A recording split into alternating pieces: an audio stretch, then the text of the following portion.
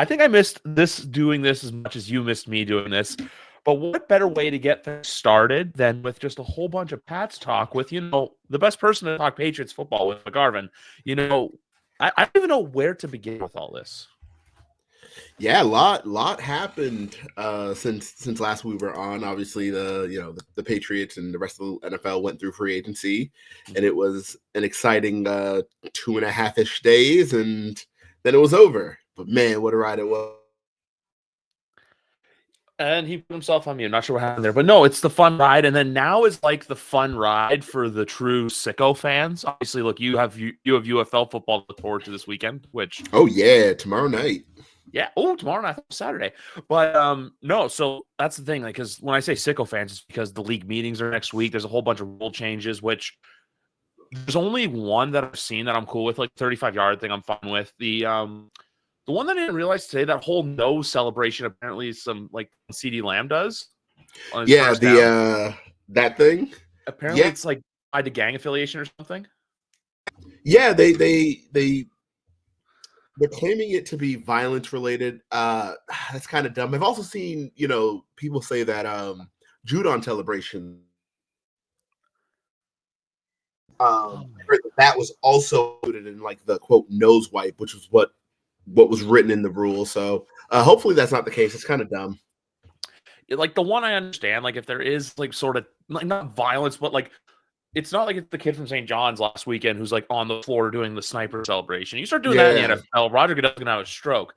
But and the only other things I'll say I had a problem too with is the whole thing Detroit recommended was the throw the division winners out, best records, just get home games in the playoffs. Where I'm like, no, because that's what makes football so great.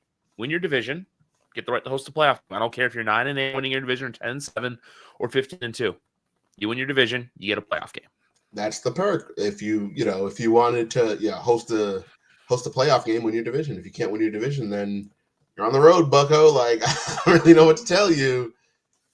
And it's weird that it's Detroit doing it too, because it's not like they had to go on the road for the playoffs. Like, sure, they got cooked in the playoffs, but they were at home. Yeah, it was home. There was a home cooked meal they got. But no, going now. Like, look, we're gonna jump right into it. I just want to bring those things up. But with the Patriots, look, I love how, like, when Milton Williams signed, I had a friend of mine message me being like, "He's good. He's next to Jalen Carter," and I'm like, they fulfilled a need. Like, people were like, even last when Stephon Diggs signed, everyone's like, Patriots are throwing dumb money around. And I'm like, okay, so the team who spent money shouldn't spend the money. It's about if they're spending the money to get better at every position, which, look, we know they needed to do. And they pretty much did that. There's not like a free agent signing that I look at and I'm like, oh, the only one I kind of look at like that is Bradbury. I feel like that's you're being brought in to compete for position in camp. It's not a freak out signing. It's like, it could be like what happened to Cam, all those years ago, where he was brought in and, was ultimately cut at the end of camp. Yeah, I don't know. Patriots had money to spend and had to spend it, so they spent it. I think people are really hyper focused on. I don't want to call it value because I don't think that's what they're focused on. People are really focused on a perception of feeling like the team overpaid, right? They're like, oh my gosh, we overpaid. And it's like, nobody cares, right? You can tell me, who from last year overpaid for who, you know what I mean? Like, it's one of those things that in the moment, everyone's like, oh my gosh, like, what do we do? They overpaid. But no one cares. No one ultimately cares if the team gets better. No one cares that you overpaid. And in truth, when you have the amount of cap space that the Patriots had, I don't really care about quote unquote overpays because I don't actually care about how much cash players take home, right? Like, I would hope they take home as much cash as they possibly can, right? Like, if you can fit it within your salary cap structure, then by all means go ahead and do that. Now, that's not to say that there aren't price points that you would like probably want to stay away from, right? Like you see something like, the Cooper Kupp deal when he signed with Seattle, that was reported as 3 for $45. It's really like 1 for $19, but that was reported as 3 for $45. And people were like, well, the Patriots should have paid that, or the Patriots should have just traded for him and paid him $20 million. And while I don't care how much cash they take home, I don't think spending $20 million of your cap space on Cooper Kupp makes any sense. So in that regard, cap and cash, when the cap and cash equal out, then we can have a conversation about, too much money or not enough money. But if you get a good cap number like they did with Milton Williams this year, and he's taking home a ton of cash, I don't care that he's taking home a ton of cash. Like, I'm not cutting the check. You know what I mean? Like, Bob Kraft's not pulling me up like, hey, McGarvin, I need your John Hancock on the check. Like, it's not really how it's working. So, like, whatever, like, if they're cutting the check, let them cut the checks, go for it. But I think it happens then every year, no matter what team it is. If someone pays a ton of money or goes hard in free agency, the pundits are generally like, they overpaid, or then they start griping about, oh, you can't build a team through free agency, or you got to draft and develop. But I don't understand the idea of passing on free agency, passing on every avenue to make your team better for the draft. Like, I just don't think that makes sense, especially when you consider that the Patriots have a bad roster, right? Like, or had a bad roster heading into free agency. It just wasn't a very good team. Like, duh. They won 4 games. Like, it's not a very good team. So it's not a great roster. So when you don't have a great roster, I don't think it makes sense to be like, hey, we're going to pass on free agency like the Patriots did last year, and we're just going to bank on these 7 or 8 picks to do, you know what I mean, to make it happen. And we're talking about rookies here. Like, we're talking about rookies, players who have never played in the NFL. We're relying on them to come in and be impact players. That doesn't make a ton of sense. We saw it happen last year. They passed on free agency. They brought in, their marquee signing was, Antonio Gibson, who was fantastic. Austin Hooper was pretty good. And then literally everyone else got cut. So it's tough to say, like, hey, they should. It's now a New York Jet. Yeah. Good luck with that. Everyone else got cut. And so it's hard to say, like, hey, we should just pass on free agency and really, like, focus on the draft when the draft isn't a sure thing. I think people get so in the weeds, especially at this time of year. People get so in the weeds about the draft, and they're like, oh yes, this 7th round pick is going to kill it. And I have to look, and I'm like, I'm going to be honest, that 7th round pick is probably not going to make the team. Hell, that 4th round pick is probably also not going to be a contributor. Like, Buddy better learn special teams because that's his path to the roster. But people get so hyper fixated on draft prospects, especially day 3, where they're like looking for, they're digging for diamonds in the rough. And in truth, most day 3 picks don't make an impact as rookies. Most don't make an impact, period. And even less so make it in their rookie year. So I don't know what people are thinking when they're saying, like, hey, Patriots shouldn't have spent any money in free agency, or should have should have looked elsewhere and really focused on the draft. Because I understand wanting to draft and develop, but when your roster is as bare bones as the Patriots was, right? Like, when you're looking at guys, you're starting guys that literally were not here in September, and they're starting games for you in October. That's a bad look. That's bad roster management. When we're talking about, oh yeah, Curtis Jacobs is a starting outside linebacker. Who the hell is Curtis Jacobs? You know what I mean? But he started like four games. He played like real life snaps. DeMontre Jacobs was cut out of camp with the Broncos. Ended up, picked up by the Patriots on waivers. He played 867 snaps after not being with the team at all throughout the summer or the spring. He played 867 snaps on the year. That doesn't make any sense. So yeah, by all means, spend your money, get better across the board, raise the floor of your team, right? People love to talk about floors versus ceilings. Raise the floor of your team, because right now, like, we've seen what it looks like when you're just, banking on a bunch of rookies and cast-offs. It's not promising.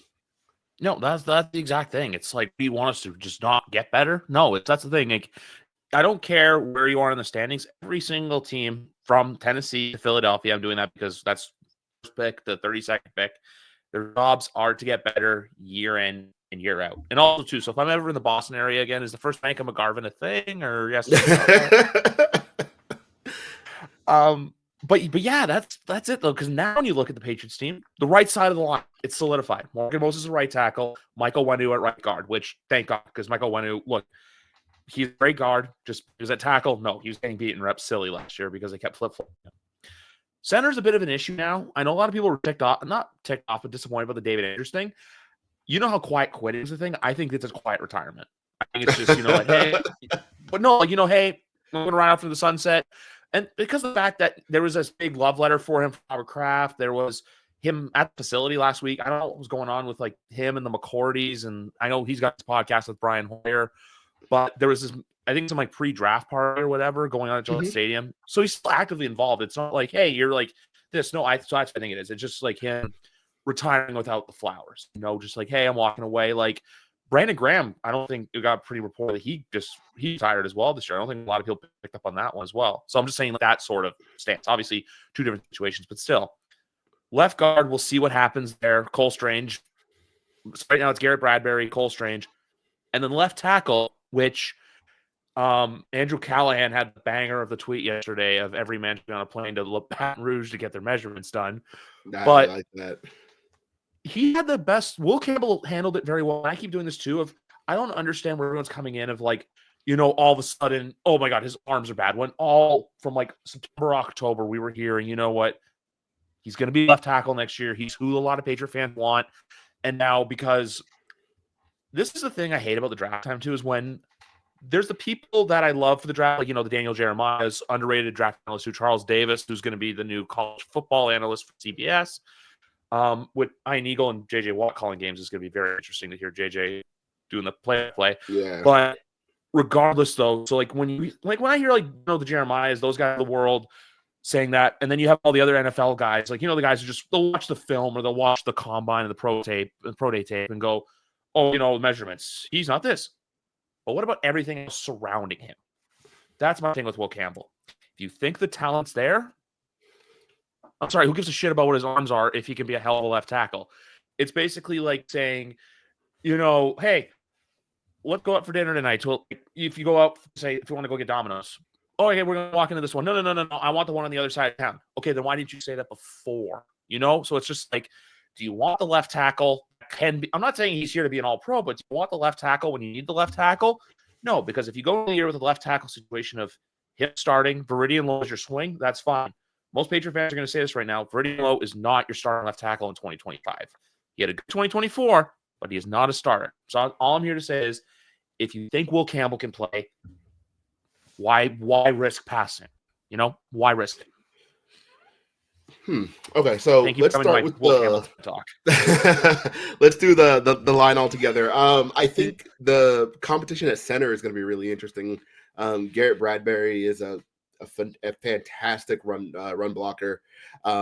He has like no power in his game though, so I just don't love him as a pass protector. And Cole Strange is almost the opposite, where he's a really good pass protector, but like he is not a people mover. So it'll be interesting to see who kind of comes out. And Jake Andrews is also in the mix there, but I mean, Cole. I just want to cut you off with the Cole Strange thing. Sorry about this, but I feel like with him too, to have a proper offseason where he's not rehabbing is going to be very important for his development as well. Fully get to do health is wealth, and he hasn't had a lot of wealth in his career to this point. But he's a good player when he plays. I know that people kind of get hung up on the fact that he was taken 29th overall, and that was way earlier than most people, myself included, kind of thought he was going to go. So they're like, oh, yes, he is a bad player. But you can be a bad pick and not be a bad player. I think it was a bad pick, but not a bad player. Right. When he's played, he's been solid. I think he is one of your starters at either center or left guard. I think if he takes the center job, then left guard, you're looking at Layden Robinson. I kind of expected them to add another left guard, but the only guard they've added outside of the the only interior lineman they added outside of Garrett Bradbury was Wes Schweitzman. And I had no idea who that man was when he signed. I was like, I simply don't know who that guy is, but I don't think he's going to be a threat for the job. And then at left tackle, it's interesting. I'm not a Will Campbell guy, right? I think the measurables, right, that people are harping on, and everyone's like, oh, well, his arms are too short, or his wingspan's too short. I think I don't know enough about that to dispute it, but I will say this, generally speaking, when it comes to thresholds, right, people are like, well, they don't matter. They're like, oh, people are they're talking about an eighth of an inch here or 3/8 of an inch there or whatever. And I understand. I think my concern with that is if it didn't matter, like we are being told it doesn't matter, where are the exceptions, right? Yep. I think that is my biggest holdup with outright dismissing it, because I think when people are like, hey, you're talking about an eighth of an inch, I'm like, you are so right. Like, that is not a lot. It really doesn't seem like a huge deal. But then someone, challenges you to like, okay, well, show me a, NFL offensive tackle with these measurements who has been good. And you're sitting there like,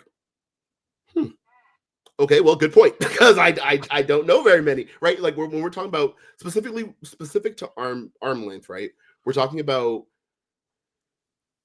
players like Alaric Johnson. We're talking Jackson from the Rams. We're talking about Braden Smith. We're talking about Bernard Rainham, and that's pretty much it. Luke Gedeke from the Bucks is also an exception there, but he was a guard who only flipped out to tackle because they just needed a guy at the position, and he was a college tackle. So I think if there were more exceptions, I'd be more on board with this. Like, yes, it doesn't matter. But there just aren't. There just are not guys with that kind of measurement. There hasn't been a Pro Bowler with those measurements. I just read this one today. I was like, that's kind of crazy. There hasn't been a Pro Bowler with Campbell's measurements since 1999.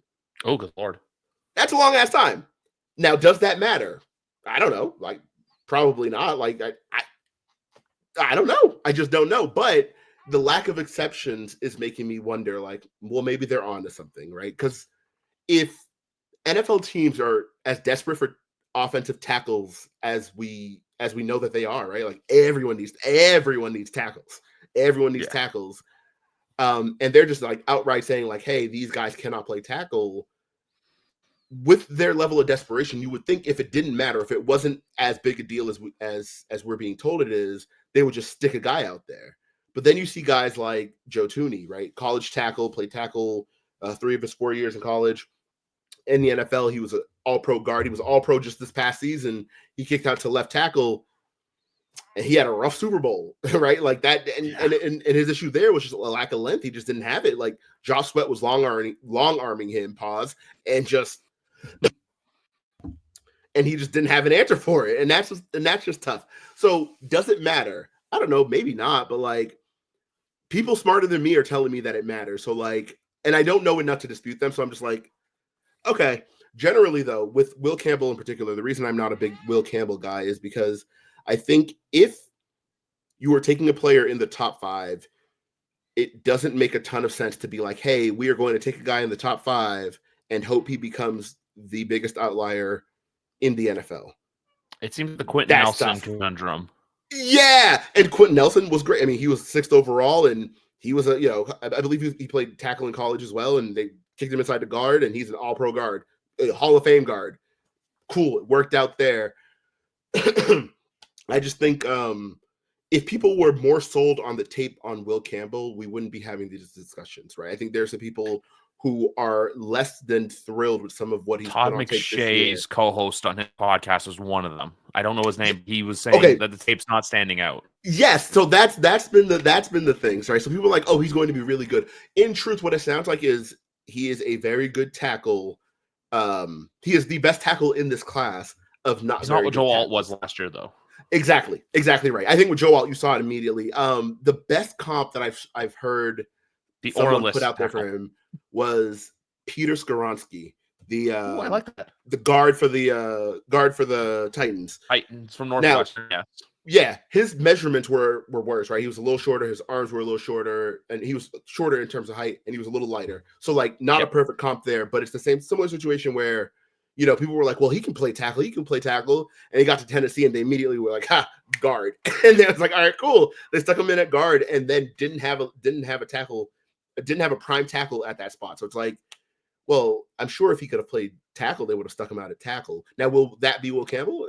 Probably not. I think Campbell is good enough. I just don't know that you take that gamble at 4 overall, right? Because if you're like, hey, we can take this guy and make him like a pretty good tackle versus like, hey, we can take this guy in Travis Hunter and just be all set at either corner or wide receiver, it's tough. It's a tough sell. Now, if the Patriots end up with Will Campbell, then by all means, kind of do your thing. Yeah. But I'm not banging the table for him. Like if they take him, cool. If they don't, that's also cool with me. So right now, the way the draft is, I think, going to shape up, I think Cam Ward pretty much the guy at number one. The one thing that made it significant for me was Tennessee Titans brought their entire production team to his pro day. Yeah, it's like make a video. That's so cool. Yeah. Cleveland at 2 and 3 is really going to be interesting. It's like, does Cleveland? I don't know if them going Abdul Carter is the right thing. That weird rumor about them trying to trade for Dak Prescott too. I'm just like, guys, did you learn your lesson from before? Obviously, Dak Prescott's not a pervert, but where it's like you could probably get by with Kenny Pickett. I'm not saying they're going to win 10 games, but I think you can get by with him as a bridge, and then hopefully you're in the Archman conversation or whoever else. Because look, I'm not too sure who's going to be the quarterbacks next year. But I think the draft really starts at 3 with the Giants because, look, I think if Shedeur doesn't go 2 to Cleveland, I can see them trading back for a team that gets very desperate, like a Vegas, like a Saints, the New York Jets, where it's, hey, we need a quarterback. And for everyone saying, oh, the Jets got Justin Fields. That ain't cutting it, G. That's not that ain't cutting it. But to where it leaves New England kind of in this open realm of just, a genuine hey, where do the Patriots go? Because I feel like, especially if for some reason Shedeur's not to Cleveland or New York, you got to imagine someone's going to call Elliott Wolf saying, what do you want for number 4? That's the chance to, I'm not saying finesse, but it's a chance to say hey, get some picks, get some assets, kind of do what the Giants did to the Bears with the Justin Fields draft. But the one thing I will say, though, is I think I already know who I'm locked doing for 38 right now. That's Jaden Higgins out of Iowa State. Yeah, people love him. And I feel bad because in doing my watch of him, I felt so whelmed, and this is coming from someone who loves big receivers. I have a soft spot for big receivers. Just can I say one thing about a big receiver? Go for it. I'm still trying to figure out the whole Ted McMillan stuff because at one point it was he's going to go top 5, and now it's he's going to go 20, and it's I'm trying to figure out exactly where does he kind of heal in all this, because from what I'm hearing from a lot of these receivers, it's Travis Hunter, and then probably not another one again until the mid to late teens or 20s. Yeah, I think Ted's just an interesting name. Ted's interesting as well.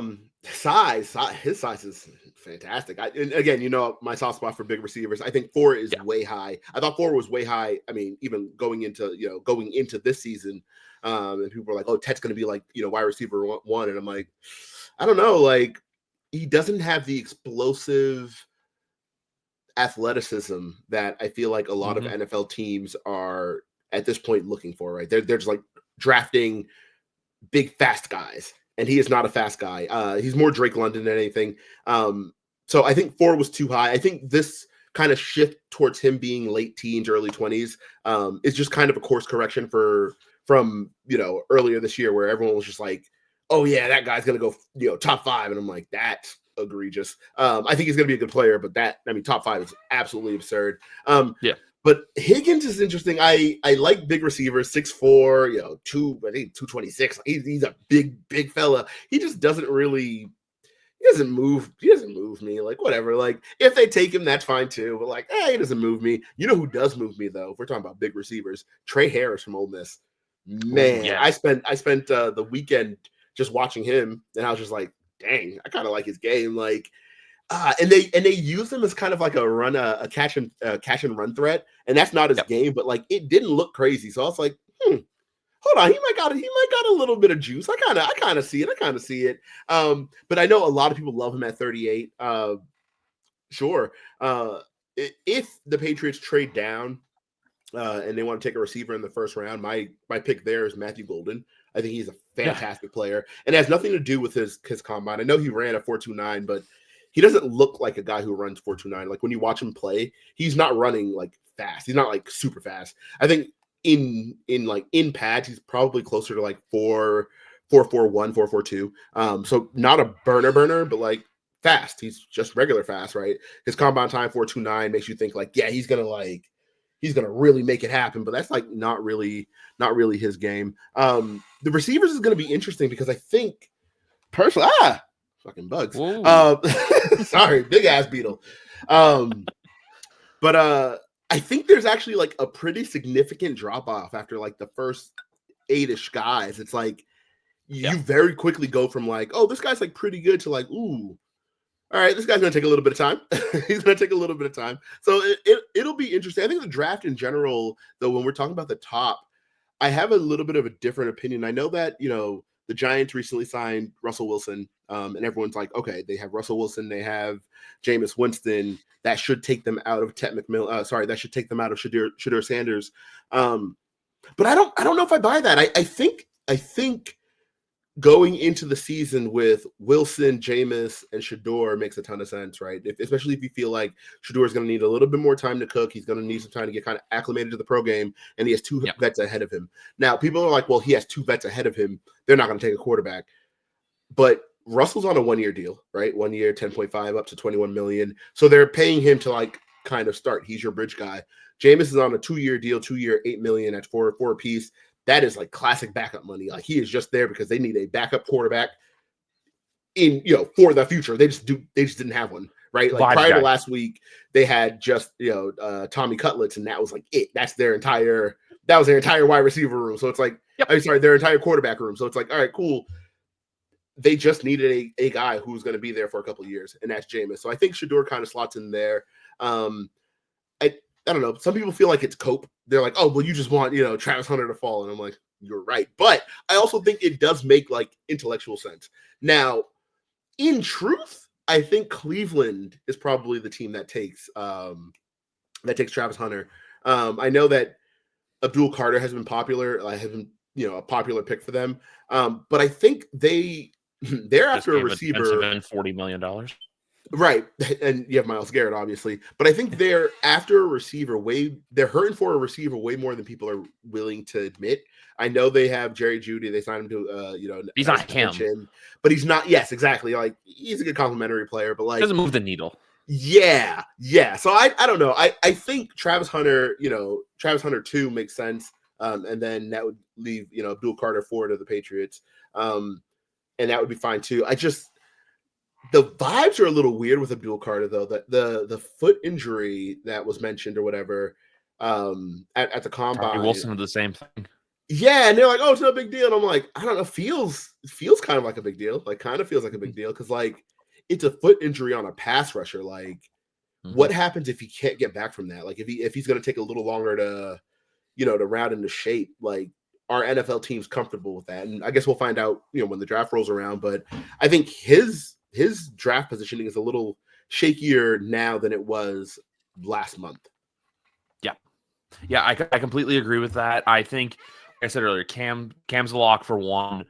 I do like Hunter at 2, but I still think if Cleveland was, I could still see Cleveland, like them going Abdul would be like the pick that doesn't make sense, kind of like when the Steelers took Najee all those years ago, where it's like, I get it, but I don't get it. Yeah. And then New York, I still think they go quarterback, and then they go in with 4, and either one of two things happens. Either you cut DeVito, or you trade Jameis because the team needs a quarterback sometime in August. You know, hey, our guy stepped on a rake, and he took a rake to the face. One of those Simpsons episodes was Sideshow Bob. So, you know, something like that happens, and then 4, it's kind of that there's going to be a part of our fan base that's going to love the pick no matter what they do.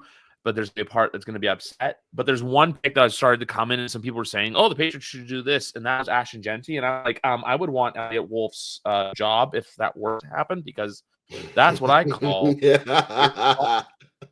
Is Ashton going to be good? Yes. Did he play in the Mountain West also? Yes. Do the Patriots need a running back?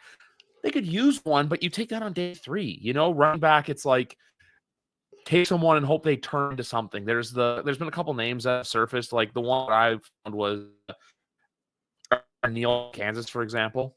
Mm-hmm. You know, take a guy like that at 106. You know, don't be wasting number 4 on running back. The only teams that I think are in that Genty window really are the Raiders and the Bears. I think he's a Raider personally. I know that everyone's setting up like, oh, it's going to be the Bears. It's going to be the Bears. I think the Raiders can take him and it can make total sense. I don't love their running back situation as it currently is constituted. And I think if they miss out on a quarterback, if they miss out on Shedeur, then they just kind of take the next best offensive weapon, which would be Ashton Jonty.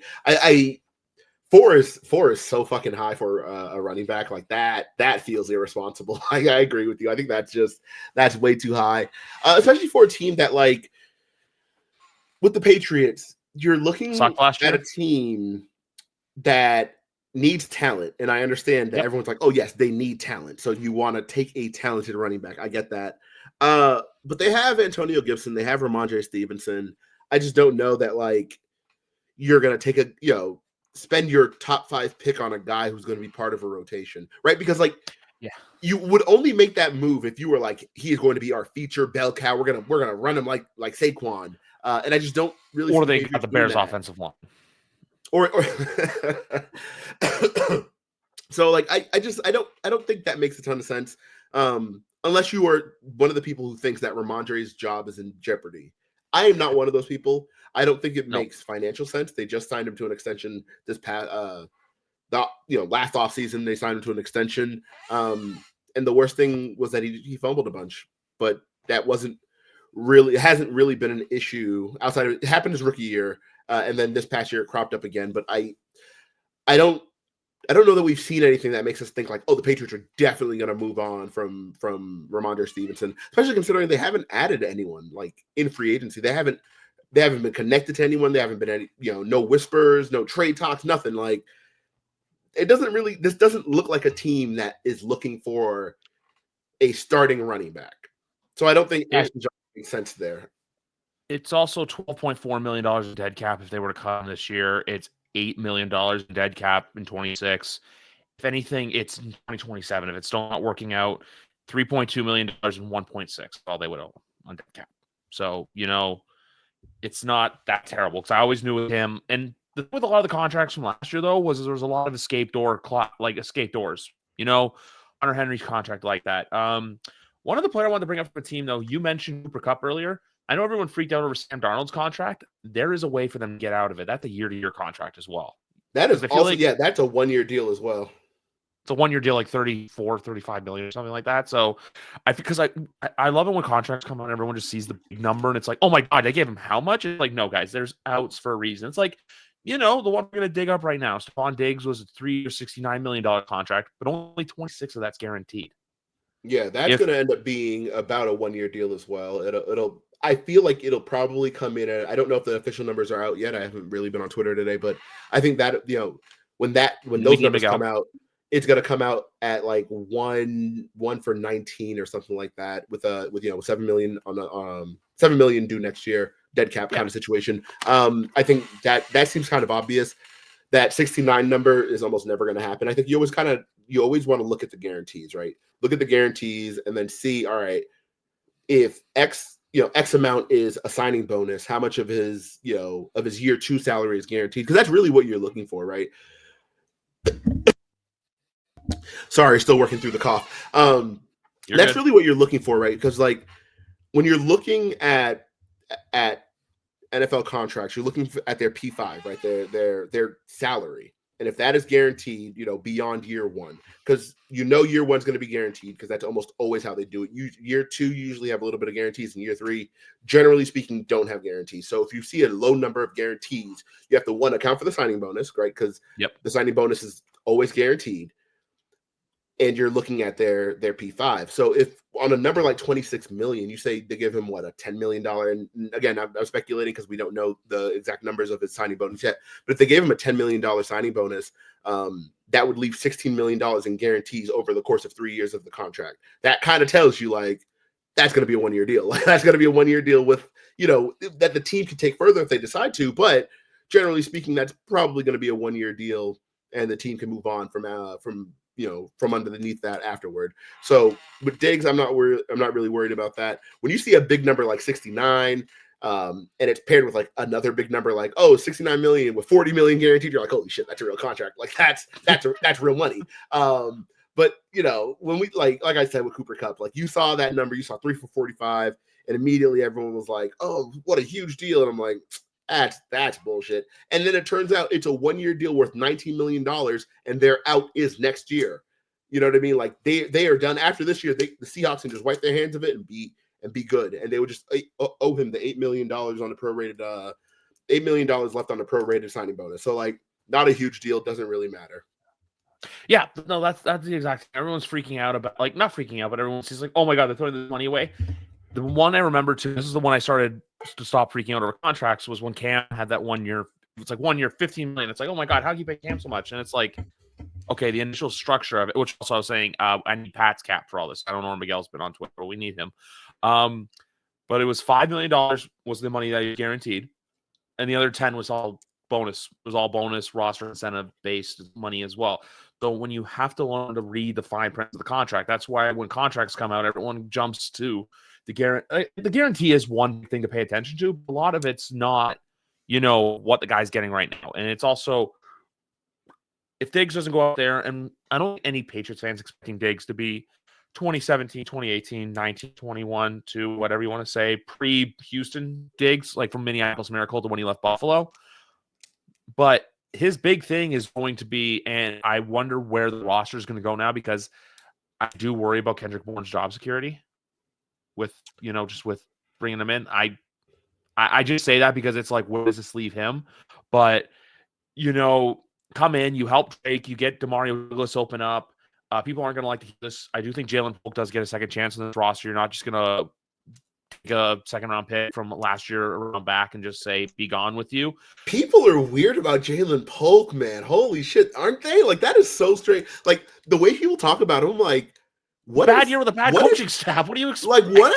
Yeah, and like people take it so personally. They're like very upset with him, and I'm like, okay.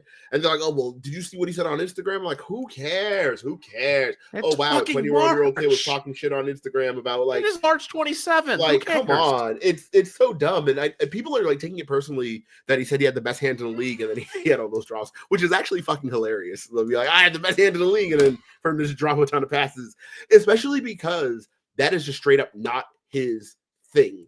Right, like when he said I have the best hands in the league, it was one of those things where like you can dispute it if you want, but like he had an incredibly low drop rate in college. He had an incredibly low drop rate throughout the preseason and in training camp. He just didn't drop passes. It all went sour after that San Francisco game. Miami. No. Before that, in San Francisco. They had him out there playing X receiver, right? He's just running down the field. He's running, hitches and goes. That was his like entire thing, hitches and goes. And I remember the play in my mind. And if you want after this, go ahead and check. If you're listening and you're like, oh, what is this guy talking about? Watch the play. There's a play where Jalen Polk is running down the left sideline, and it's a fade route, and they put the ball up. Jacoby puts the ball up, and Jalen Polk comes down with the ball, but he's out of bounds, right? Okay, cool. After that play, after that one singular play, he was literally not the same guy. I beg you to just go back and watch from week 1 through to that very play, and then watch everything else after. It is a different guy. It is so insane. It is something I've never seen before. I have never seen a guy just completely fall off a cliff. Like I don't even know what happened. But after that game, if you remember, he came out, he mentioned like, oh yeah, he mentioned his usage. He said like, oh, there's some things, there's some reasons I can't play to my full strength. And that's, and what he was talking about there was that they were using him essentially as your X boundary receiver. They were like, hey, just go down the field and make it happen. And AVP mentioned it after that comment came out. They asked him about it. And AVP was like, yeah, we have him playing in a different role because we thought he could do it, and he couldn't. After that, he had the Miami game. He had a ton of drops, and it was just ugly from there. But that play, that fade, it was an intermediate fade down the left sideline. He came down with the ball out of bounds, and from there, completely different guy. I have no idea what went wrong. But people took that really personally. They're like, oh, fuck Jalen Polk. And I'm like, why? Like, he's whatever. Like, even if he doesn't work, right? Even if he's not a good player, and he very well may not be, but even if he's not a very good player, I think people are like, hey, we want him cut. And I'm like, you want him cut after 1 year? Like, second round pick, you want him out after 1 year for what? To give Kayshon booty snaps? Like, what are we talking about here? Like, that doesn't make a ton of sense to me. People are like weird about it, but I agree with your overall point of like Kendrick Bourne is probably in trouble. and just because if you're looking at the guys on the roster, right? More of a numbers game thing with them, I think. Yeah, I think he's still a good. He's a good player. He can be productive. We've seen him be productive in this scheme before with Josh McDaniels. But are you gonna like boot the 22-year-old, Javon Baker for him? Maybe. Are you gonna boot him and 21-year-old, Kayshon Boutte? That doesn't make a ton of sense. Like right at that point, you're like probably gonna hang on to like the young guys, right? Like Kendrick Bourne's how old is he now? 29 years old. He hasn't had a monster year in a couple of years. He had 800 yards. That was his like peak. You probably can move on from him. But like, that's all right. I think no matter what, there's going to be a cut at receiver that is going to feel bad for someone. Someone's going to be like, that doesn't make a ton of sense. But like numbers wise, especially if they add a guy in the draft, and I do expect them to, when they add a guy in the draft, you're looking at the numbers and you're like, well, someone has to go. It's not going to be the second round pick from last year. That doesn't make a ton of sense. No, that's it. You're not getting rid of him. And also, too, everyone's like, oh, they should have drafted Ladd McConkey. No. If you really want to be someone, you should have drafted Jalen McMillan instead of Jalen Polk. You got the wrong Jalen from Washington. Yeah, that's fine. I think the Ladd McConkey thing is really why people are so mad at Jalen Polk. They're like, we could have had him. And I'm like, whatever. I wasn't, but here's the thing. I wasn't a huge Ladd McConkey guy in the first place. I just didn't think the Patriots needed another slot receiver. And then it took Jalen Polk, who I personally think is probably a slot receiver anyway, but I didn't think it made a ton of sense adding another slot receiver. You already have Kendrick Bourne, who is an outside receiver for New England, but really his skill set kind of tells you he should be an inside receiver. You have Demario Douglas, who is an inside receiver. You just have a bunch of guys who like would probably prefer to play inside, but have to play outside because like you can't build the entire offense out of slot receivers, even though Josh McDaniels will do his damnedest. So, I wasn't a huge Ladd McConkey guy anyway. I wanted A.D. Mitchell. That was my guy. I was like, get me A.D. Mitchell, and they didn't. And I was like, oh, that's a bummer. But the wide receiver position is going to change, and that's probably good. I know that, prior to Stephon Diggs signing, people wanted Jacoby Myers. They're like, oh, trade for Jacoby Myers. And I couldn't have been less thrilled with an idea. I'm sorry. I like Kobe. I like Jacoby Myers. I've always liked Jacoby Myers. I just don't really. He's another guy who's an inside guy, and it's like you can't build the entire offense out of slot receivers. You can't do it. It just doesn't make a ton of sense. And also, I think if you were going to make changes, organizationally to your wide receiver structure, you need to just make the changes. Don't like kind of half measure it. Be like, oh, let's just kind of bring back the old guys and we're going to hang on all these guys for nostalgia reasons. And it's like, yeah, or you can just like overhaul it all together and make it happen. And, I think signing Stephon Diggs is a step in that direction where you're like, all right, cool. That is a guy who's like, who can play outside, who can play inside. He played inside a ton for Houston last year, but prior to that, he was an outside receiver, primarily an outside receiver with Buffalo, and primarily an outside receiver with Minnesota, and he's going to be an outside receiver here, and that's fantastic. I just don't really see the need to like rehash, Jacoby Myers, who good player, but goodness, like kind of leave him where he at. Yep, that's exactly it. It's just like, you know what? Like, why bring him back just because he was here before? Like, and he had a couple good years in Vegas. And what he did in Vegas wasn't really a standout thing. Did he pan up better than Juju in the Patriots? Absolutely, because Juju was a mess of a signing. Look, when it comes to this team right now, there's a lot. Like, everyone will find reasons to be negative with this roster, but it's like, look, you finally have a wide receiver one that's trustworthy.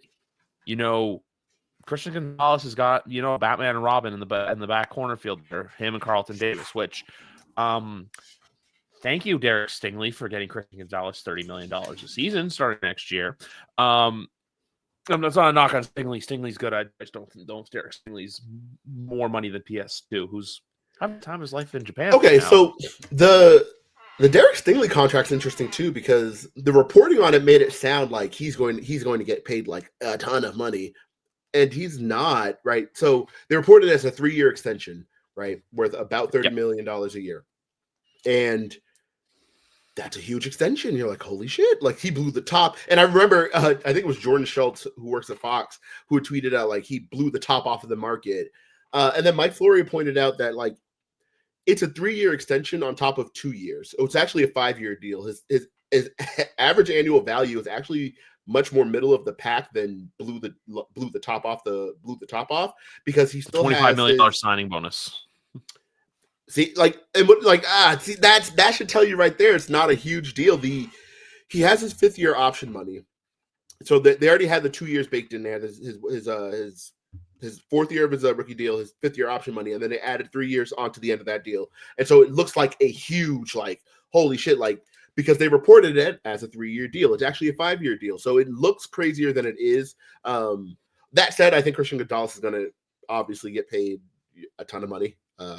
Because that's just the market, right? He's a young, all-pro corner, so he's going to get paid a ton of money, and that's okay by me. Again, I'm not the one cutting the checks, just kind of make it fit under the cap. But I think I really like what the Pats did.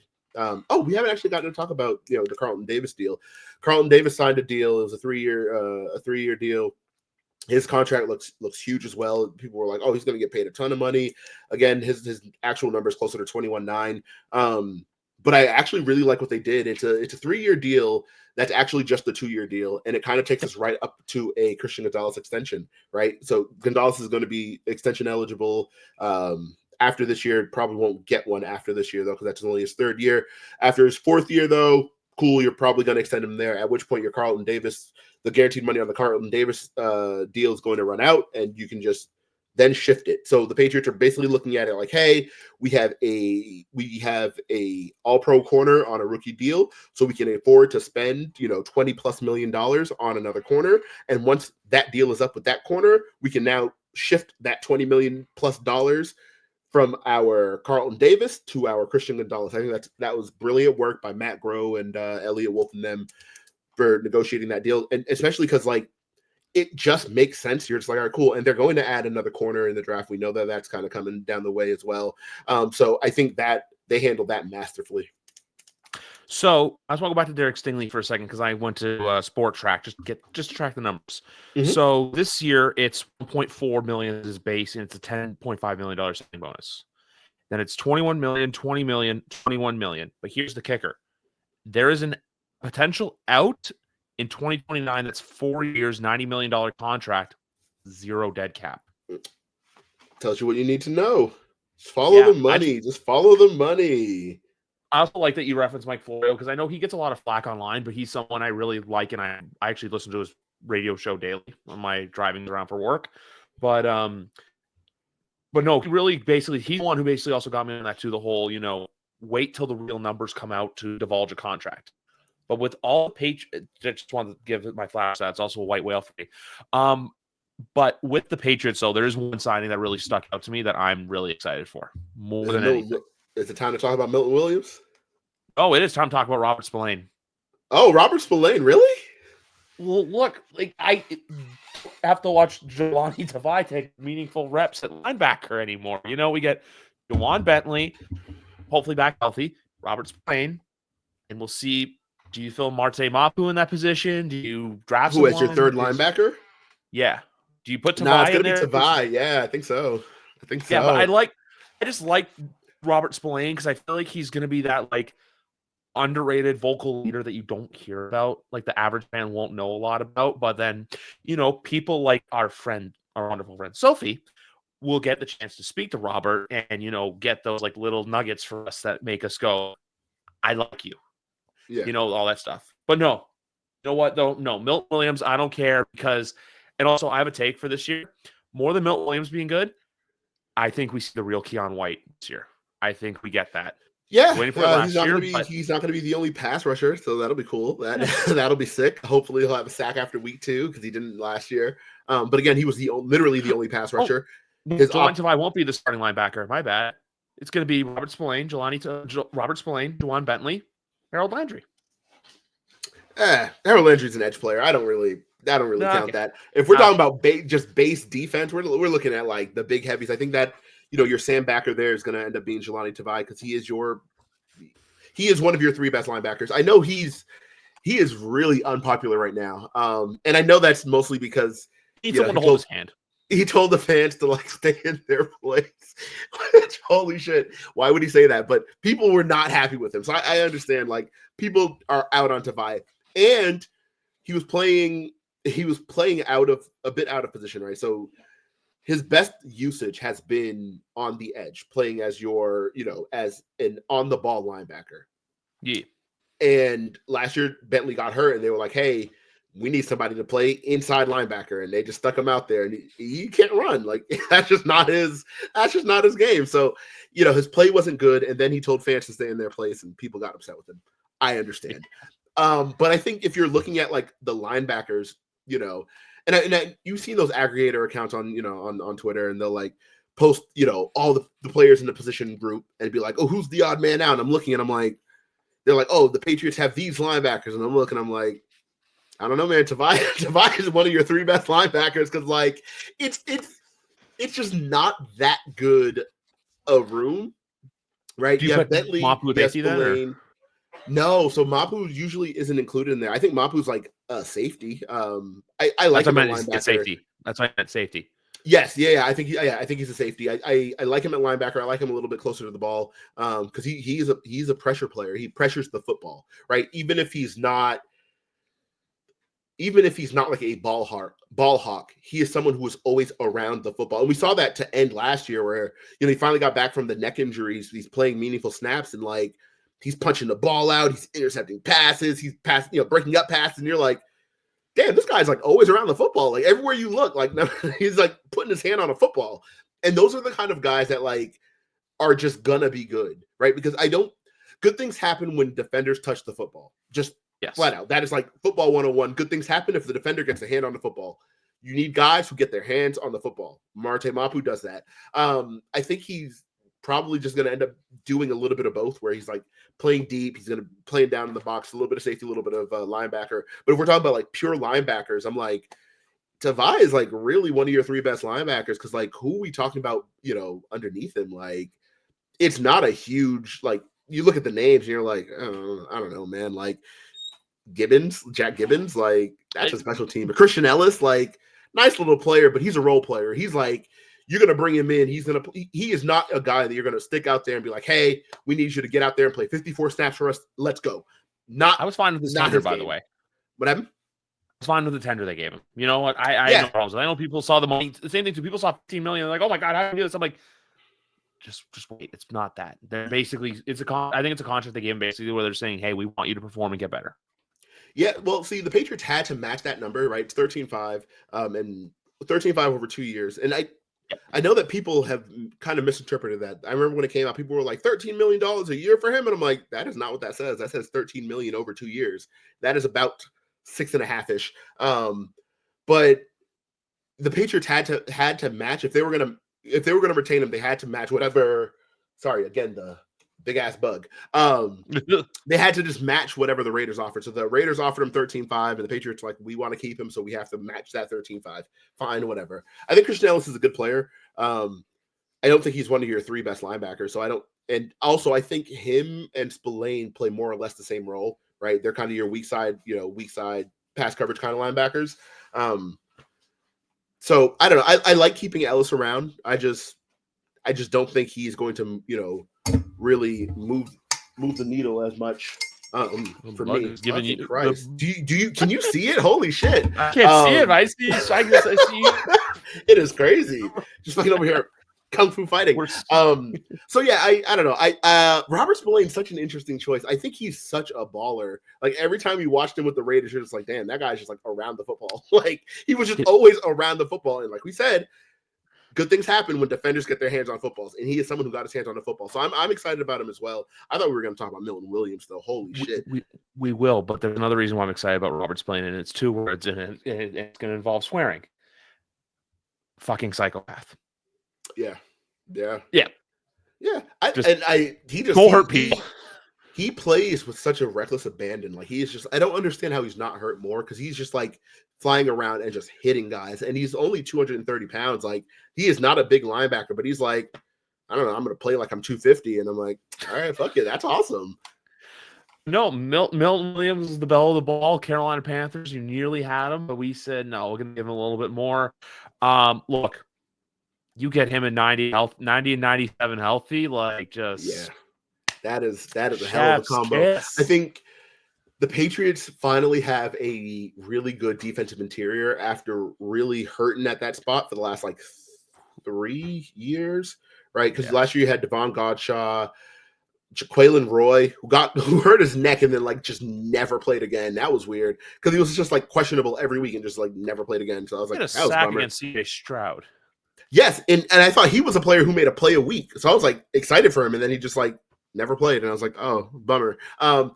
So they finally have like, and and before that, last year, the year prior, they had Lawrence Guy as one of their rotational DIs as well. Jeremiah Farms, good rotational player. Like we have like some guys. It was just like not the high end wasn't there, and you had Milton Williams. You stick him in the middle, and you're like, holy shit! Like we have a guy in there, and the Patriots are going to be playing more even fronts, more four-man down, four down lineman fronts, right? And you're looking at 97, 90, 99, and 2, right? Because Harold Landry's number 2 now, but and you're looking at that front, and you're like, we can get by on this front. Like we can make something happen here, and that's exciting. And I think Milton Williams is going to be the key to that, because I think what he allows you to do is take your time with Christian Barmore, right? You don't need to rush him back. You don't need to you doesn't have to oh, we need Barmore, because last year that's really what it was like, leading up until up into Barmore's return and then subsequent departure again.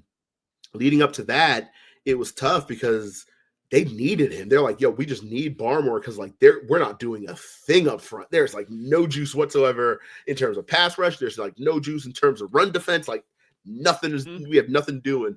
So I think putting 97 in there just kind of lets you do stuff. And also it takes a ton of pressure off of Keon White. Again, people are questioning Keon White because of how last year ended. Again, weird shit from last year where he's talking about his future with the team. And I'm like, my man, you're a second-year player. You are not up for a contract extension. You have no leverage for a trade. Why are you talking about your future? Again, because he clashed with the coaching staff, and we don't need the confirmation to see what was obvious. He was not bought in on what they were selling with DeMarcus Covington running that unit over there. This year, though, I'm excited about it because he doesn't have to be a one-man wrecking crew. They don't have to just stick him out on the edge and be like, hey, you're just going to rush the passer on the edge there. And it's when the best use of his skill set last year was letting him rush over guards, stick him inside and let him run over some guards. And last year they were just like, hey man, we just need you out here against the right tackle all day long. Cause literally no one else can do it. Curtis Jacobs is doing his best, but he can't get it done. Jonathan Russell's out there playing snaps that. It was a mess. I think upgrading that D-line is going to help Keon White a ton. No, yeah, that's why I said I'm not here to say breakout year. He's going to turn into Aiden Hutchinson, who's going to also be paid very handsomely this offseason. But it's one of those things where hey, they're going to let him be him. I don't think he was looking for an out, questioning his future. I think it was more like, let me be me. You guys are restricting me from what I can truly do. You guys are relying on me too much. Now it's just hey, go out there and play ball. It also helps to the fact that you have, and I know everyone was saying how every single signing has a connection to the team. I'd almost rather have the guys are coming here. Carlton Davis wanted to follow his D-line, his coach. Robert Spillane, similar thing with the McDaniels connection. Milton Williams is the only one who doesn't, but it's based, and even, but the one thing I'll say, this is a guy we haven't even talked yet, but what Morgan Moses said in his press conference really stuck out, where he's like, I'm buying into what Mike Vrabel's selling. The fact the Patriots have a proper right tackle not named Demontre Jacobs. Thank you, Lord. There's a lot of sense and hope for optimism. And I'm here right now to say, I'm not saying this team's going to be the bell of the ball.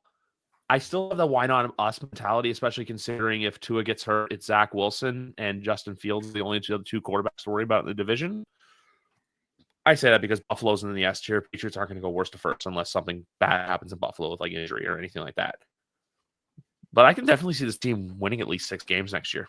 If you look at their schedule right now, too, I also think it's how it plays out, and to the fact you get to play the NFC South. So you just got to take advantage of games that you can win, and hope to God that, like we were saying before in the show, that for our friend Sophie's wallet, and for us having to wake up early, that they don't have to go to Europe this year. So it's very exciting.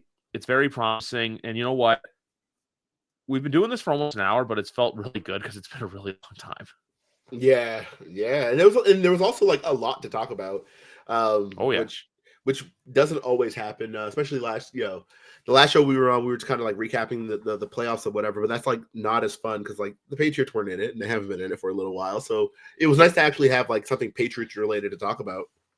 I have another Patriot related take for the season that I've been sitting on that I want to make public now. Go for it.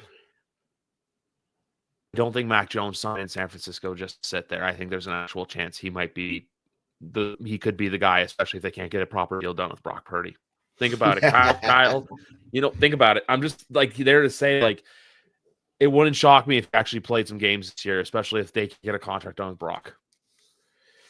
I'm not saying Brock has the leverage to sit at home, but, that is such an interesting team because I think the vibes are so bad. Coaching that they're kind of dysfunctional. Yeah, I almost, all right, here's my hot take. Fuck it, I'll say it. I wonder if Kyle is in more danger than everyone is kind of letting on. Like, that's been me for years now. When do him and John Lynch have some accountability? Yeah, it's interesting. We heard this offseason that he kind of lost some of his pull around there recently. And the team is kind of in transition, or not even kind of. The team is objectively in transition, right? They moved on from Deebo Samuel. They originally moved on from Kyle Juszczyk and brought him back. What Deebo is going to have. I love Deebo. Everyone's like, oh, he's old. He's doing the same thing. I'm like, he's 26. I'm like, what are we talking about? That's old. And you and I are fucking senior citizens at 31. Yeah. Yeah, he's been in the league for 6 years. What are we doing? Yeah, that is strange. I think Deebo's gonna have a great year. I'm excited for Deebo in Washington, but I think they're kind of a team in transition that San Francisco is. So I wonder if there's a chance that Kyle is out, come November or something, and if that happens, I can absolutely see Mac being the guy there, but. I would need to see more from Mac than when we saw in Jacksonville, because I kind of thought that he would have a bigger reset year going down to Jacksonville, and he got to play some games, and it's all the same issues, the same issues, just like floaters off the back foot to no man's land, and you're like, holy shit, Mac, what are you doing? So he's still doing that, and I'm bummed about that, but I think they're the Niners are gearing up to make Purdy like the guy. And I just don't know if we're all quite as ready for that as we expect. Like, I think he's a fine quarterback. I've actually changed my tune a little bit on Brock Purdy because I remember originally I was like a Purdy hater. I was like, hey, he's not that good. I still don't think he's that good, but he's fine. He's pretty good. But I wonder what it's gonna look like if if he's just out there throwing to Jawan Jennings and Blake Bell all day, like that's going to look a little different when he's getting paid what he's getting paid, and the team doesn't have a ton of talent surrounding him. I know Ricky Pearsall. People are really whatever. Still got Ricky Pearsall.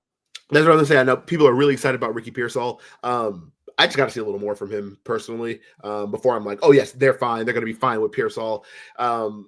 It's Jawan Jennings, it's Ricky Pearsall, it's Brandon Ayuk if he stays if he makes it through the through the end of the draft.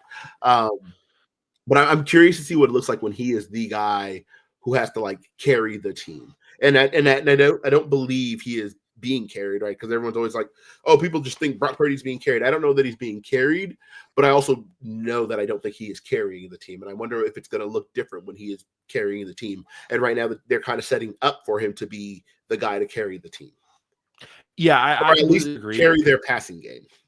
Yeah, because Brock Purdy is basically like a PG-13 movie, Vanilla Ice Cream. It's like it might not move the needle, but it'll get the job done.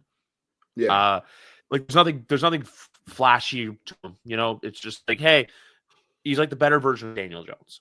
Where it's like you can put him in there and he won't be totally stupid. Like even I know everyone likes to say, oh, he lost the Super Bowl, like against Kansas City, where I'm just like, no, Chris Jones was just like, I'm a force. Chris Jones. That's why they won that Super Bowl. But no, San Francisco's in a really weird position right now. There's even some like off-field stuff as well with the Wags. I don't know how much of that you've seen, but like apparently it's this.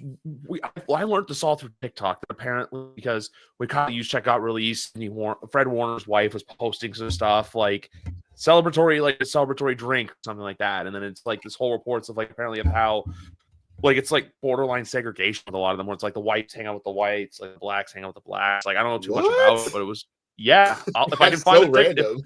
I know.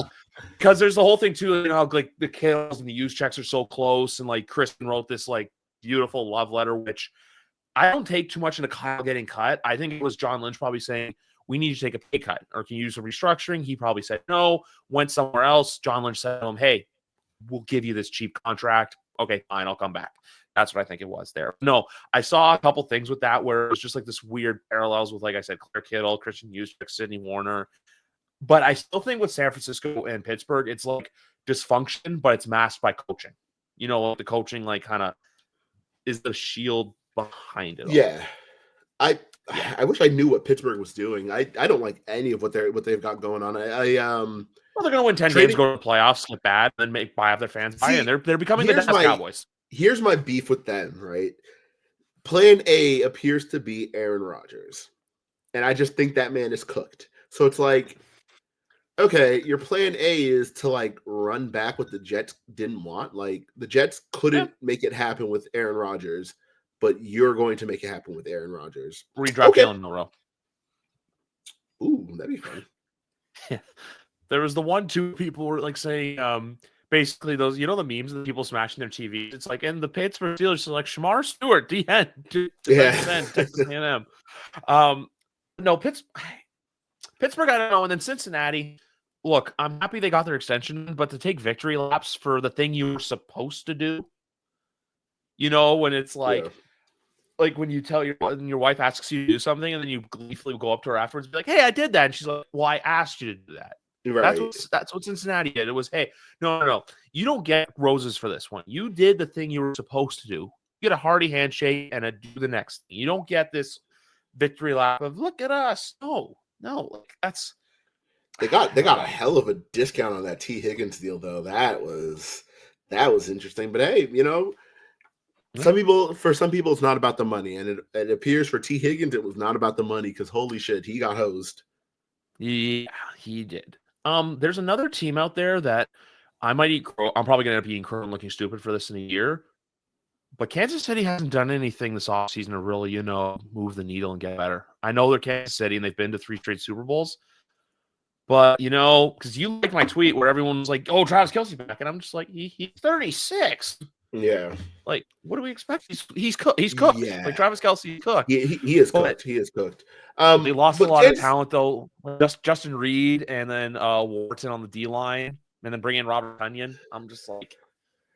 They're in a tough position because they are actually like really up against it in terms of the salary cap. And I know you know people $66 million. People will tell you like, oh, the cap doesn't matter, but it does matter. It does. Like you had to get rid of Joe Thuney just to like make it happen with Trey Smith. You knew you could only pay one of those guys, and you were like, all right, we got to just pay Trey Smith and trade Joe Thuney. And they're like, oh, we're just going to stick, you know, Kingsley Suamataia. He could not play last year. Guard, but he was awful. He was just like not good at all. So I think they're kind of where the Patriots were in 2012. Yeah, 2012-ish, where it's like we're kind of transitioning and like we just kind of got hit on the draft picks and we just don't have the money to like buy an offense. So it's like, all right, cool. We're going to have to just like make it happen. You hope that, you know, Rashee Rice kind of gets back, you know, from his knee injury and subsequent suspension, because I'm sure that's coming down the way. You gotta hope he comes back and is who you think he should be. Xavier Worthy is obviously, you know, fast as shit. I just don't know how much I love him. Although he had a really good playoff run, so that was cool. And then you have you have Hollywood Brown, who re-signed there, and I actually liked what he did last year. I know that people were a little low on him, but I thought he played well last year. So he had a goofy injury though with his shoulder. Yes, and then like missed almost the whole season. It was like that was weird. But when he came back, he looked. I thought he looked like I kind of thought Hollywood Brown would look. He kind of always looks like the same kind of guy, where it's just like, yeah, he's just getting open downfield, and it's like cool. He just doesn't really always catch the football like he should. So it's like, Okay. So it'll be interesting. I think they'll be just fine overall. It just kind of hurts that they need to hit. They're now in the they need one really good draft class right now. And they low-key haven't had a really, really good draft class in a little bit. Yeah, like this year, like Xavier Worthy was good. I'm trying to remember if there's any other rookies this year that was good. 23, they had the one guy to Kansas State, but he hasn't really done much. But 22, though, look, you come out with.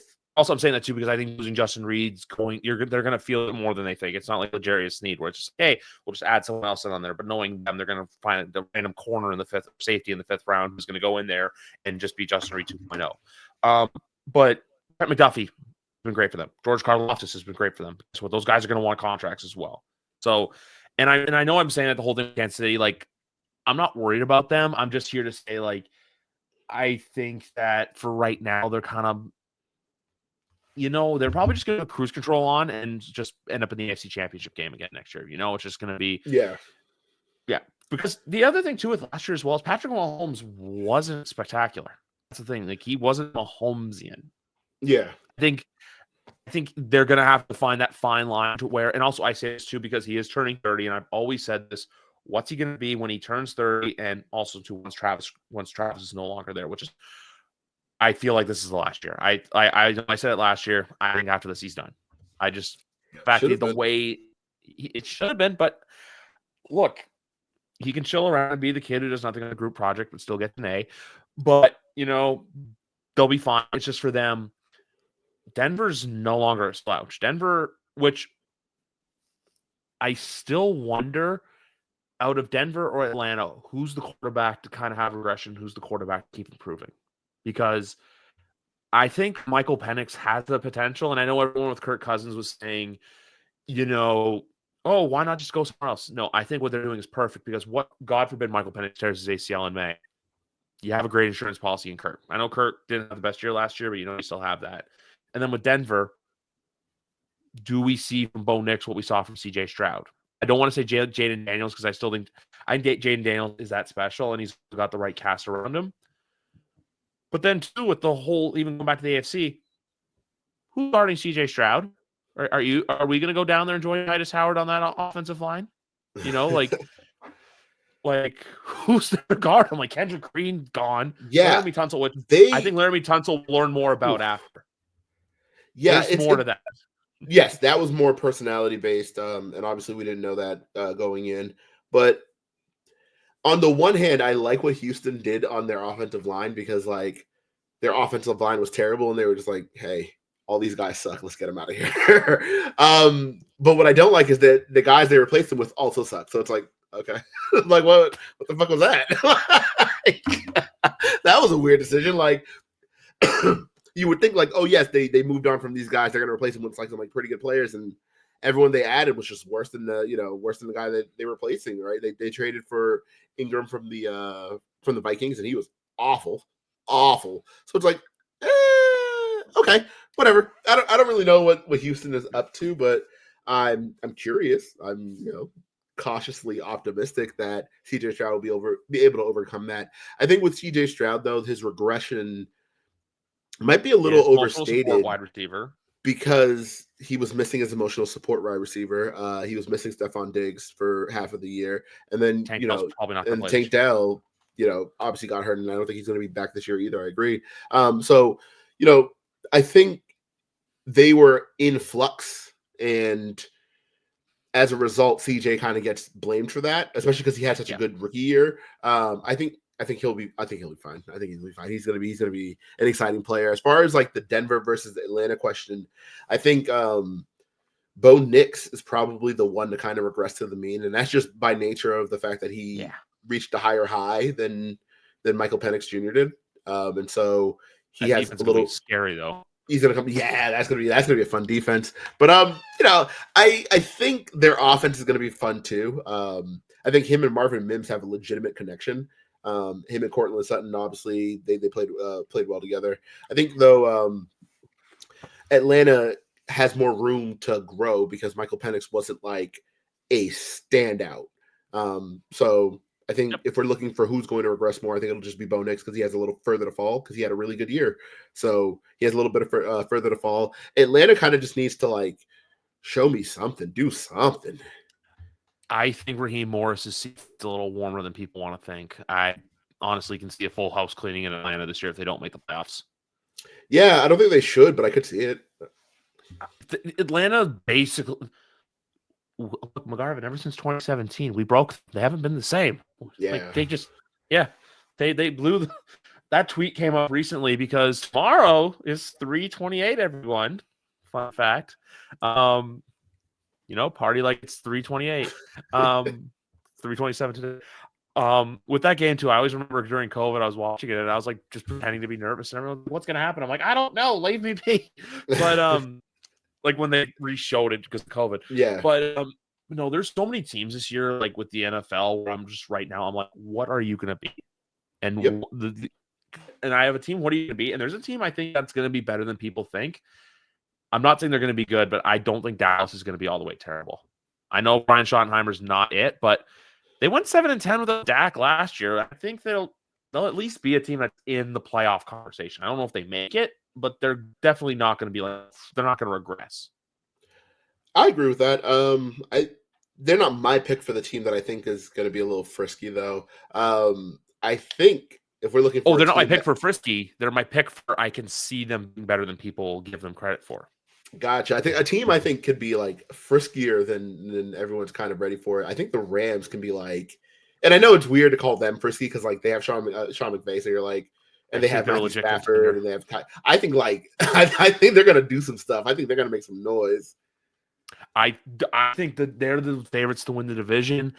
I think right now when you look at the NFC, I think the best teams are Philadelphia, Detroit, Washington, and the Rams. I think that's the top 5 right there. Like that. I start team way that I'm worried about is the Colts, just because I don't know what the hell what that organization is doing. But with the NFC, I started thinking this the other day. For as good as they've been, when eventually does Dan Campbell start to face some, when are we going to get over the hump? Because if you look last they went to the playoffs, remember that San Francisco game was not pretty. They were up a lot and they blew it. And then this year, too, they just got killed in that divisional round game. So do we think there's a lot of pressure on Detroit to succeed? Or do we think that them and Buffalo are kind of in this, we don't suck anymore, and we're just kind of like good with where we are? Because most Buffalo Bills fans will tell you, like, hey, we're fine with the season they had last year, losing an AFC championship game, which also, too, thank you for Matt Collins. He's going to have a couple great games with the Patriots, but he's going to be a special teamer. But that's one thing I started thinking to myself about Dan Campbell. And I like Dan Campbell, but when eventually do we get over the sod and start to say, are you going to do the thing and win? Or is it just like that status quo, like what Baltimore's been doing for years? I think probably the latter. They were so bad for so long. I can't imagine they're itching to like move on from Dan Campbell. Oh, no. I'm not suggesting that. Especially because we saw that franchise do the exact same thing after a 9-7 year with Jim Caldwell. With Jim Caldwell, yeah, and then hired Matt Patricia, and they were just terrible for 4 years. And I was like, okay, that was dumb. Like, why'd y'all do that? But I know from a national media perspective, by the way, like when people start to give like Detroit, where it's like probably 2 years. Probably 2 years. Right now, I think people are like really, really in on the Dan Campbell experience. But I think in 2 years, if they still haven't like appeared in the Super Bowl, then people are going to start turning on them. I think right now the story is still too juicy, right? It's like, oh, but Detroit, like, look at Detroit, like, oh man, especially because they were the number 1 seed last year. They were they number 1? Yeah, they were the number 1 seed last year. They earned the bye. They looked like an absolute powerhouse. They were just housing teams, and you're like, yeah, Dan Campbell like really turned this around. And so as a result, I think he's going to have a lot of rope. But I think in 2 years, people are going to start like, hey, man, when are you going to the Super Bowl? Which I think is unfair because like it's not easy, right? It's not easy to go to the Super Bowl. And I feel like from a narrative perspective, people seem to think like you should just be able to just go. And I'm like, yeah, but that just doesn't happen. Like I think people see the Chiefs people see what the Patriots did, and they're just like, oh yes, you can just be in the playoffs all the time. You can just go on these deep playoff runs all the time. But when you like take a step back and like really look at it, those are like the only two teams to do it. Everyone else is like mostly one and done, right? Like they go in, they have like one good run, and then like just don't. Everyone's like, oh, they'll be back. I'm just like, they're not coming back because like everyone says every year they'll be back, and then they don't. Like remember when Jacksonville lost to the Patriots in the AFC Championship game in 2017? Everyone's like, oh yes, they're. Don't worry though, this is just the beginning, and they haven't been back. They've picked one overall twice. Like it's like it's just not easy. So I think people are gonna in 2 years maybe start like asking about Dan Campbell, like, yo, when are you gonna like get us over the hump? But I think it's a lot harder than people are giving him credit for. Yeah, like I'm not here to say like, oh, is his job in question now? No, I started thinking that this week where I'm like, when do we see like when eventually with Detroit is it, hey, like you gonna do something? Yes, or get off the pot. Yeah. Yeah. I mean, and we saw it with Baltimore. Where people are doing the exact same thing with them, where everyone's like, Lamar needs to like get over the hump, and I'm like, again, if it were that easy, everyone would do it, but it's not. Like the fact that they're in the playoffs every year and they're winning playoff games every year, and they're like making it a conversation every year should be commended. But we live in a society right now where like everyone's like, we need results like immediately, and it's just like, yes, but it's just not. That is not the nature of the game. Like this is not how it works. Yeah, the other one too is like with we'll be back is Seattle after we beat them in that Super Bowl. Everyone up. They didn't even back to a conference championship game since that season. Fun fact. No, I just say that just because I wonder. Like I've started saying that with Buffalo a couple years ago, where most Bills fans are content with where they are with McDermott. I always kind of wonder that of like the whole.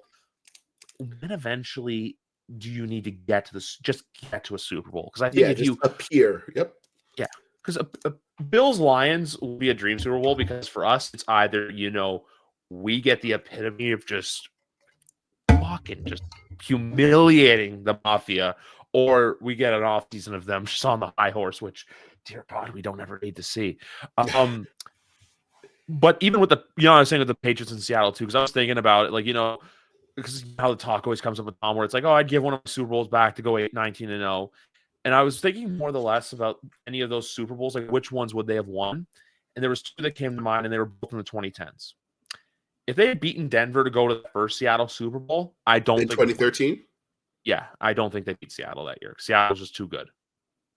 Yeah, they were pretty beat up by that point, but just because like at that point you're talking about like, oh yeah, we're in the Super Bowl with Austin Collie, and Kenbrell Tompkins, like they probably get killed, but they do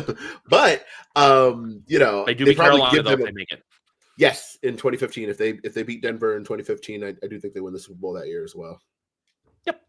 No, I just wanted to say that because even going back to my other point, because I know I was saying Raheem Morris, I think it's quietly hot seat. There are two people who I do think are legitimately hot seat this year. Who we got? One, Shane Steichen in Indy. Yes. I think that's both, too, because I've been trying to say Chris Ballard's not as good of a GM as people think he is. Nope. He gets by on vibes and reputation. And the victim card of Andrew Luck retired. It's like, that was 6 years ago. That's weird to think. Look, man, I don't think anyone who hired Jeff Saturday to be the interim coach gets the benefit of the doubt. I'm sorry. That's just not. Yeah. The fact that he kept the job through that is, I mean, goodness, what a world we live in. The other one, too, is the other one's Jonathan Gannon. But I think that's more or less just like because we've seen that progression from Arizona. I think because Arizona's, even with Cliff Kingsbury, they had a really weird like record. Like, remember that year they had the one season they went undefeated, and they had the one season where Dion had that crazy catch against the Bills. Yep. And then they went downhill. Yep. Like the same sort of thing happened with Arizona, where they'll start hot, or even last year, they had that week 1 game against Buffalo. They really hung in tough with them, and then they kind of were like up and down, and then they kind of just flatline. I think this year, even if they miss the playoffs, I still think they have to show consistency throughout their season. And also, too, I'll say this: Marvin Harrison Jr. is going to be that guy. You got to give it time. I think it's just because of how good Brian Thomas Jr. and Malik Neighbors, who I really wanted Jameis to start for New York because they would go 3-14, but Malik Neighbors would have like 1,500 yards receiving and like 40 touchdowns. Yeah, man. I completely agree. Marvin Harrison's gonna be just fine, man. Especially because like he didn't have a bad year. Like you look at his numbers and you're like, these numbers are objectively not bad. It's just people have really outsized expectations, especially relative to other rookies who really kind of did their thing. Because people are going to see stuff from what the draft people say and go, oh, this guy's going to be great. He's got to do this. When he only does like this, it's not as good when the NFL person sees it, or like when the bot account see it. It's like, it was like FanDuel putting out power rankings. It's like, wait, really power rankings. I'm like, it's March. You're literally doing this to engage people. Like, that's it. Stop it. Yep, that is it. Yeah. The other thing I do with the Patriots right now, before we wrap up, is I will say right now, I think they can get to at least 6 wins. I think 6 to 7.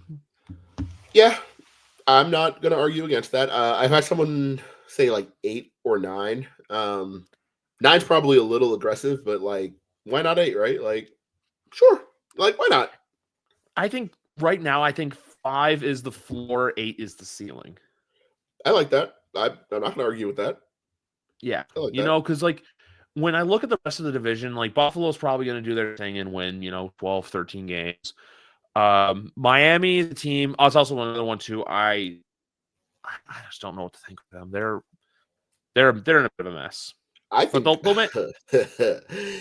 say that for another podcast. But man, I'm not high on Miami at all. I think McDaniel should be a little less comfortable on his seat than he is.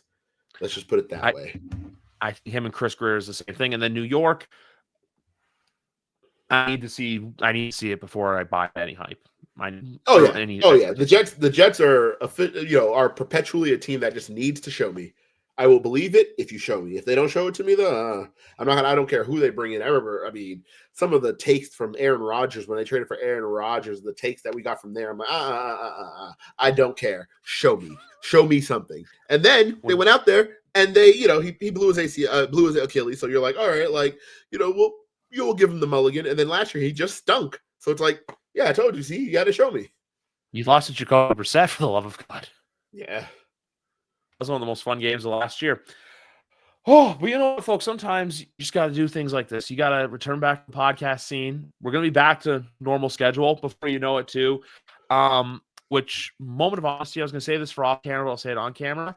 We were supposed to have we did try to have a third person with us tonight because, it's always McGarvin and I chumming up, but sometimes you need a third, and she's dog sitting right now, and we could have gone last night, but I went to see Novocaine instead with my wife, but which I do recommend, by the way.